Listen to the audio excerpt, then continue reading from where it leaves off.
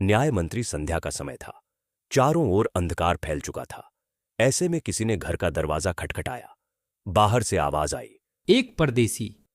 शिशुपाल ने दरवाजा खोला। उनके सामने एक नवयुवक खड़ा था। उन्होंने मुस्कुराकर कहा, क्या मुझे रात काटने के लिए स्थान मिल जाएगा? यह मेरा सौभाग्य है। अतिथि के चरणों में यह घर पवित्र हो जाएगा। लिए पधारिए। अतिथि को लेकर शिशुपाल घर के भीतर गए और उनका आदर सत्कार किया।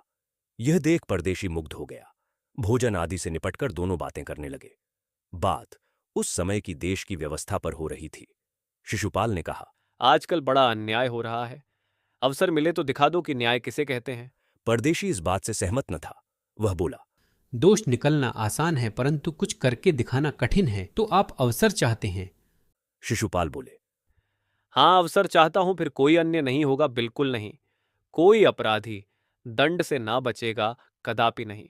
मेरे लिए कुछ भी कठिन नहीं है। मैं न्याय का डंका बजाकर दिखा दूंगा। अवसर परदेशी ने कहा, यह बहुत कठिन काम है। मेरे लिए कुछ भी कठिन नहीं। मैं न्याय का डंका बजाकर दिखा दूंगा। सुबह उठकर परदेशी ने शिशुपाल को धन्यवाद देते हुए विदा ली। कुछ दिनों बाद शिशुपाल के घर में कुछ सिपाही आए और उनसे दरबार में चलने के लिए कहा गया। शिशुपाल सहम गए। वे यह न समझे कि सम्राट ने उन्हें क्यों बुलाया है। कहीं उस परदेशी ने सम्राट को झूठी शिकायत तो नहीं कर दी। सोचते सोचते वे सिपाहियों के साथ चल पड़े। दरबार में पहुंचकर शिशुपाल का कलेजा धड़कने लगा। तभी सम्राट अशोक ने कहा, आपने मुझे पहचान लिया होगा। याद है, आपने कहा था कि यदि मुझे अवसर दिया जाए तो मैं न्याय का डंका बजा दूंगा। मैं आपको अवसर देना चाहता हूं। आप तैयार हैं? शिशुपाल ने बड़ी शांति से उत्तर दिया, यदि सम्राट की यही इच्छा है तो मैं तैयार हूं। बहुत ठीक है। आज से आप न्याय मंत्री नियुक्त हुए। सम्राट ने कहा और अपने हाथ से राजमुद्रा उत्तर शिशुपाल को पहना दिया। अब शिशुपाल न्याय मंत्री थे। उन्होंने राज्य की समुचित व्यवस्था की देखरेख करनी आरंभ की। उनके सुप्रबंध से राज्य में पूरी तरह शांति रहने लगी। किसी को किसी प्रकार का भय नहीं था। लोग घरों के दरवाजे तक खुले छोड़ देते थे। चारों तरफ न्याय मंत्री के सुप्रबंध और न्याय की धूम मच गई। लगभग 1 महीने बाद किसी ने एक पहरेदार की हत्या कर दी। सुबह होते ही यह बात चारों ओर फैल गई। लोग बड़े हैरान थे। शिशुपाल की तो नींद ही उड़ गई। उन्होंने अपराधी का पता लगाने में रात दिन एक कर दिया। सम्राट ने शिशुपाल को अपराधी का पता लगाने के लिए 1 सप्ताह का समय दिया। जब अपराधी का पता चला तो शिशुपाल भौचक्के रह गए। स्वयं सम्राट ने ही उस पहरेदार की हत्या की थी। सम्राट को कैसे अपराधी घोषित किया जाए?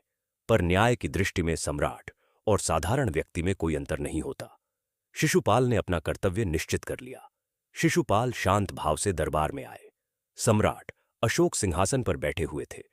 उन्होंने पूछा, अपराधी का पता चल गया? न्याय मंत्री ने साहसपूर्वक कहा। जी हाँ, पता चल गया। न्याय मंत्री कुछ रुके, फिर एक उच्च अधिकारी को संकेत करते हुए, धनवीर गिरफ्तार कर लो, मैं आज्ञा देता हूं। दरबार में निस्तब्धता छा गई। सम्राट का चेहरा क्रोध से लाल हो गया। वे सिंहासन से उठ खड़े हुए और बोले, इतना साहस? न्याय मंत्री ने जैसे कुछ सुना ही न हो। फिर बोले, धनवीर देखते क्या हो? सम्राट होंठ काट कर रह गए। न्याय मंत्री ने फिर पूछा, अशोक, तुम पर पहरेदारी की हत्या का आरोप है। तुम इसका क्या उत्तर देते हो? पर वह उद्दंड था। न्याय मंत्री ने अपना निर्णय सुनाया। संभाजनो, यह सच है कि अपराधी को दंड मिलना चाहिए, परंतु अपराधी और कोई नहीं, स्वयं सम्राट है। अतएव मैं आज्ञा देता हूं कि सम्राट को चेतावनी देकर छोड़ दिया जाए और उनके स्थान पर अशोक की इस मूर्ति को फांसी पर लटका दिया जाए, जिससे लोगों को